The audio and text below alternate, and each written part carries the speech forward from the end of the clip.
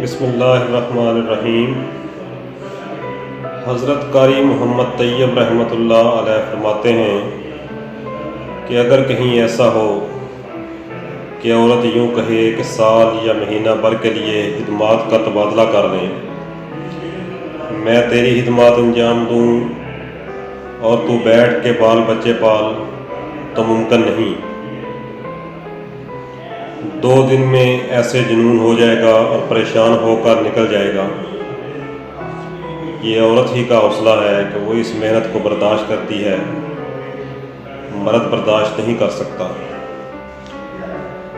وہ فرماتے ہیں کہ ہمارے ہاں ایک کاشتکار کا قصہ مشہور ہے، اور قصہ بالکل سچا ہے، فرضی اور من گڑت نہیں ہے، کہ وہ کاشتکار اپنے کھیت پر گیا، وہاں جا کے کھیتی باڑی کے کام میں لگ گیا۔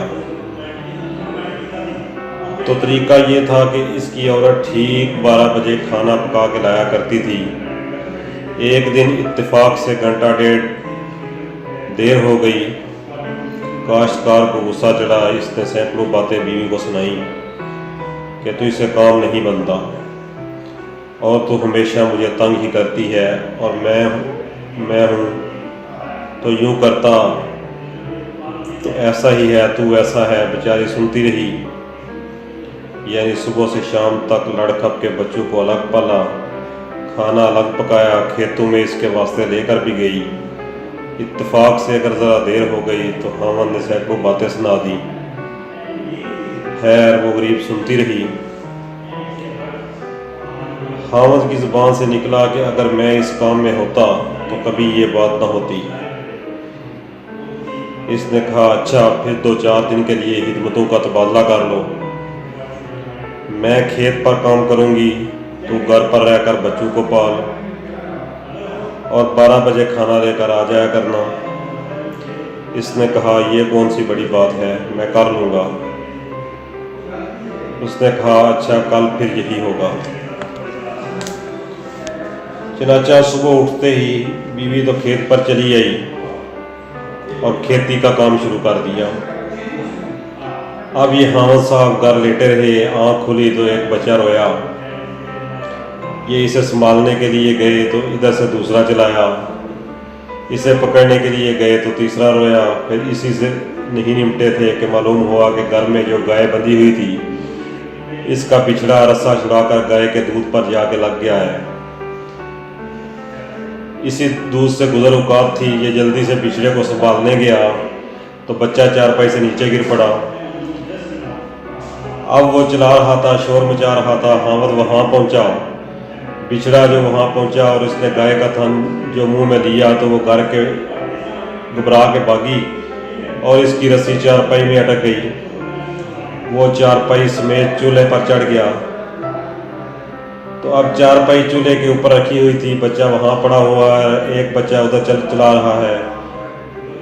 اب اسے پریشانی ہے کہ بچے کو سنبھالوں یا بچھڑے کو سنبھالوں، یا کھانا پکاؤں یا دودھ نکالوں۔ کھڑا ہوا مجنوں کی طرح ہر طرف دیکھ رہا ہے۔ یہاں تک 11 بج گئے۔ وہ بیچاری کھیت کے اوپر محنت کر رہی تھی۔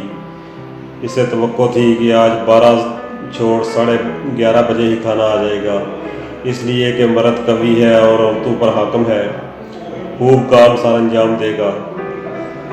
1 بج گیا اور کوئی نہ آیا۔ اس نے کہا کیا قصہ پیش آ گیا۔ وہ کھیتوں سے گھر آئی تو دیکھا کہ ایک بچہ ادھر رو رہا ہے، ایک بچہ ادھر پڑا رو رہا ہے، اور چارپائی چولہے پر پڑی ہوئی ہے۔ نہ کھانا، نہ دودھ، نہ چارپائی، نہ اپنے بچے، غرض کے گھر میں کوئی چیز بھی ٹھکانے پر نہیں، اور خاوند صاحب بیٹھے ہوئے ہیں۔ اس نے کہا کیا بات ہے؟ خاوند نے کہا بس کچھ نہیں، یہ تیرا ہی کام ہے، میرے پاس کا کچھ نہیں۔ پھر اس نے کھیتی کا کام شروع کیا اور عورت نے گھر سنبھالا۔